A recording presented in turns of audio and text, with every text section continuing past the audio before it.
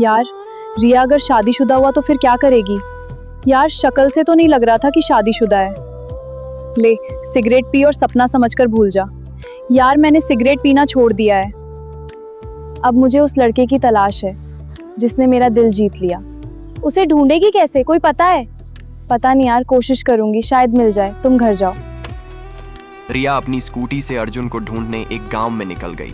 रिया ने पहली बार अर्जुन को गांव की वेशभूषा में देखा था, इसलिए उसने सोचा कि शायद वह किसी गांव से आया होगा, लेकिन रिया को उसका नाम तक मालूम नहीं था। रिया ने अर्जुन को बहुत ढूंढा, लेकिन अर्जुन नहीं मिला। शाम हो गई थी, इसलिए रिया अपने घर वापस आ गई।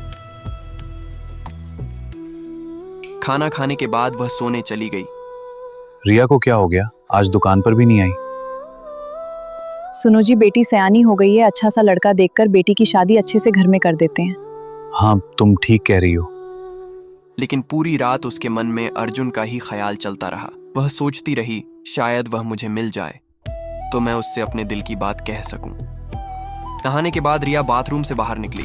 तभी उसकी माँ ने पूछा, बेटी, तेरे पिताजी कह रहे थे कि तू कल दुकान पर भी नहीं आई थी, फिर शाम तक कहाँ थी? माँ, दुकान पर एक लड़का आया था। गरीब था लेकिन दिल का बहुत नेक था। मैं उसी को ढूंढने गई थी। क्यों? माँ, उसकी ईमानदारी ने मेरा दिल जीत लिया है।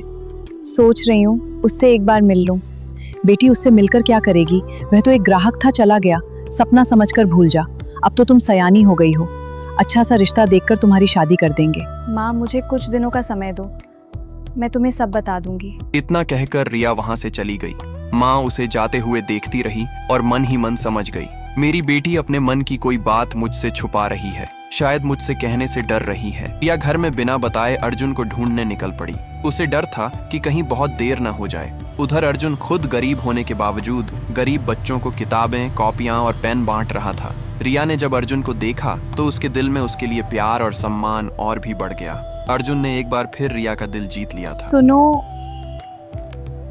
अब देखना होगा कि क्या रिया अपने दिल की बात अर्जुन से कह पाएगी या नहीं। क्या अर्जुन शादीशुदा हुआ तो रिया उसे अपने दिल से भुला पाएगी, या फिर रिया अपने माता पिता को अर्जुन के लिए समझा पाएगी। मिलेंगे पार्ट 3 में बहुत जल्द। अगर कहानी आपके दिल को छू गई हो तो कमेंट में जरूर लिखें। पार्ट 3। हमें सब्सक्राइब और फॉलो करना ना भूलें।